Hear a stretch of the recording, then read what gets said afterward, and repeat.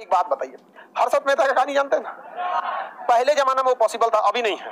पहले शेयर जो था खुद से इंसान को जाकर खरीदना होता था, समझ में आया कि नहीं? जाके क्या करना था? खरीदना होता था। तो इसका एक पूरा नेटवर्क बना हुआ था। एक ओवरव्यू में समझिए, बहुत बड़ा कहानी था उसका। इसका पूरा एक नेटवर्क बना हुआ था। जैसे हमारे पास इतना विद्यार्थी है, ठीक है, और हमारे अब जैसे हमारा विद्यार्थी है, अभी हम जाके कहते, सपोज कीजिए कि ऑफलाइन रहता शेयर, ऑनलाइन नहीं रहता। समझो ध्यान से, वहां 1992 में हुआ था, 1992 में हर्षद मेहता का केस। वहां पर बहुत, उसके बाद सीबीआई वाला पूछा था आपके अकाउंट से 10 लाख का ट्रांजैक्शन हुआ है। 1992 में 10 लाख बहुत ज्यादा था। चली जाएगा बाबू,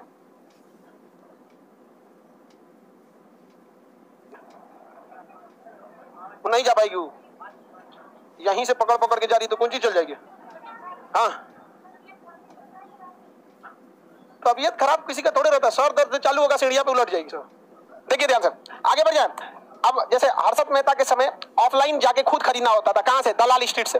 वर्ली है मुंबई में, एक जगह का नाम है क्या? वर्ली। जैसे पटना में अभी कहां है? मुसल्लापुर। उसी तरह मुंबई में वर्ली, वहां पे जाके खरीदना होता था। अब हमारे पास इतने विद्यार्थी हैं, इतने लोग हैं, अगर हम जाके कह देंगे कि तुम लोग सब लोग जाओ धड़ाधड़ जाके रिलायंस का शेयर खरीदना, चिल्लाने लगेगा सर रिलायंस रिलायंस रिलायंस, धड़ाधड़ शेयर किसका बढ़ जाएगा? रिलायंस।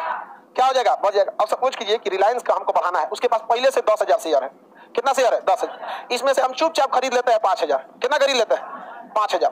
बचा हुआ इसके पास कितना? 5। और आप लोग को भेज देते हैं, जा हल्ला करके खरीदियो एकदम यहाँ पर, धड़ धड़ धड़ धड़। किसका शेयर बिकेगा? रिलायंस। हल्ला हो जाएगा, बाप रे बाप, रिलायंस का शेयर गजब बिका है रे भाई, गजब बिका है। तुरंत वैल्यू क्या हो जाएगी? बढ़ जाएगी। अब वैल्यू बढ़ेगी तो सबसे ज्यादा फायदा किसको? हर्षद में। अकेले पहले से बैठ लेता कितना? 5,000 लेके पहले से बैठा। जानबूझ के ये क्या करता था? रेट बढ़वा देता था। किसी का रेट खरीदना, किसी का कंपनी का रेट गिरवाता था गजब तरीका से। जैसे किसी कंपनी का सपोज कीजिए इसी का गिराना है किसी का, तो 10,000 शेयर है ना, अपने आदमी से कह देता था किसी से 100 को खरीद लो, 400 खरीद लो, 500 खरीद लो। इसे करते करके इसमें से कितना ले लेता था? 5,000। 5,000 खरीद लेता था, खरीद लिया। अचानक सबसे कहता था कि आज 5,000 बेच दे। अब किसी कंपनी का शेयर अचानक से कोई 5,000 धड़ धड़ धड़ धड़ हर आधा घंटा 15 मिनट में बिकने लगेगा तो क्या होगा? कंपनी का शेयर गिर जाए, वैल्यू क्या हो जाएगी? गिर जाए। जब गिर जाएगी तो खरीद लेगा। आओ यहाँ पे, बहुत खतरनाक उसका दिमाग था। और वो ना कई और चीजें भी किया। उसके पास इतना पैसा कहां से आया था? तो उसका दिमाग तो ये था खतरनाक वाला। अब बैंक से क्या कर लेता था? लोन लिया था। तो बैंक लोन आपको लीगल कामों के लिए देती है, इलीगल के लिए नहीं। लेकिन बैंक इतना ध्यान नहीं दी, क्योंकि बैंक का पैसा डुबाता नहीं था, तुरंत क्या करता था? रिकवरी दे देता था। लेकिन होता तो गलत ही था। इनसाइडर ट्रेडिंग करने लगा। इनसाइडर ट्रेडिंग क्या हो गया? कोई ब्लैकमेल कर रहा था उसको। ब्लैकमेल कौन चीज? कोई कहीं ना कहीं, देखिए झूठ कितना दूर जाइएगा, कहीं ना कहीं पकड़ा जाएगा। ओवर कॉन्फिडेंस बहुत खराब चीज है। हर्षद मेहता में जो था ना, तो ओवर कॉन्फिडेंस बहुत ज्यादा था, बहुत ज्यादा। सीबीआई पूछे तो कि आपके पास छापा में 8 लाख रुपया मिला। 1992 में 8 लाख बहुत ज्यादा होता है। कहा इतनी बड़ी रकम आपके पास कैसे आई, मतलब ट्रांजेक्शन कैसे हुआ? कहा हमको याद नहीं है। सीबीआई वाला पूछा आपको याद नहीं है 8 लाख? 1992 में 8 लाख का मतलब समझ रहे, आज का 1 करोड़।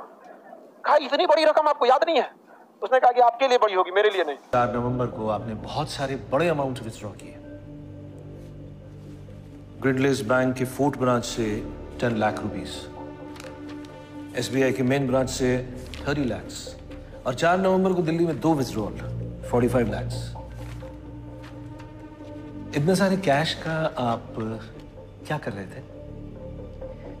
मुझे कुछ याद नहीं है, बहुत पुराने ट्रांजैक्शन है। It's a big amount mister Mehta, जरा याद कीजिए। देखिए अमाउंट आपके लिए बड़ी होगी, मेरे लिए नहीं है। अरे मतलब सीबीआई अफसर के आगे बैठ के आप इस तरह का नौटंकी कहिएगा। आप किसी केस में फंसे तो नहीं दरोगा से बैठिए ना, वो कुछ और लिख दिया ना, कुछ भी लिख दिया तो आपको कोर्ट से साबित कराने में 10 साल लग जाएगा। क्योंकि कोर्ट गलत नहीं है, कोर्ट के पास इतना भीड़ है ना कि कोर्ट कर क्या सकती है आपको, लिख देगा तो आपको साबित करते करते कितना लग जाएगा?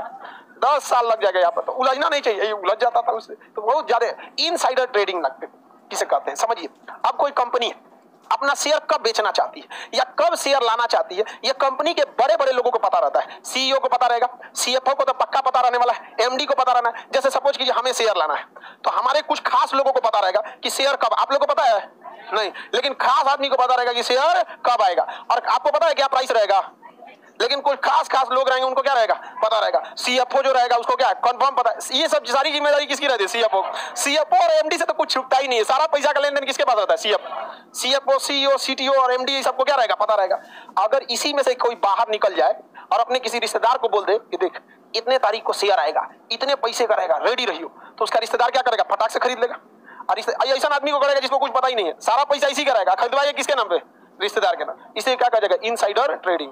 जब कभी कंपनी के गुप्त सूचनाओं को कंपनी के ही अंदर से लीक कर दिया जाता है तो उसे क्या कहा जाता है? Insider trading. बहुत खतरनाक होता है इनसाइडर, कंपनी डुबा देगा। समझ में आया कि नहीं? कंपनी नहीं डुबा देगा, आराम से डुबा देगा। अब सपोज कीजिए ना कि हमको ले आना है 10,000 शेयर। कितना शेयर? 10,000 शेयर लाना है। सीएफओ को पता होगा कि नहीं? वही बैठ के फाइनेंशियली डिजाइन किया होगा सीएफओ। एमडी को भी पता ही होगा, सबको पता 10,000 शेयर। अगर मेरी कंपनी का ही कोई खास आदमी बाहर निकल के और ग्रुप बना दे 25-30 आदमी का, तो भाई 10,000 शेयर निकला है और एक और शेयर मिल के कितना खरीद ले? 10 को खरीद ले, तब तो काम गड़बड़ा जाएगा। शेयर बनाए फायदा क्या हो? तो 10 को पार्टनर हो गया, सब नहीं हो जाएगा सब। तो कंपनी की गुप्त सूचना को बाहर ले आना क्या ये सही है? हाँ नहीं है। इसे क्या कहा जाता है? Insider trading. क्या कहेंगे? Insider trading. इनसाइडर ट्रेडिंग पर सेबी ने क्या लगा दिया? बैन लगा दिया। और किसी को अगर इनसाइडर ट्रेडिंग करते हुए सेबी पकड़ेगी तो जुर्माना लगाती है। जानते हैं कितना? 500 करोड़। कितना लगाएगी? 500 करोड़। कोई करेगा इनसाइडर ट्रेडिंग? जिंदगी बिता देगी उसका जेल में। सुब्रत राय को छोड़ा अभी तक, बहुत मुश्किल में डाल दिया सुब्रत राय को। तो शेयर बाजार समझ में आ रहा है कि नहीं आ रहा? मेन काम क्या है शेयर का? आपको बिना नाम गाम पता किए आपको एक पार्टनर मिल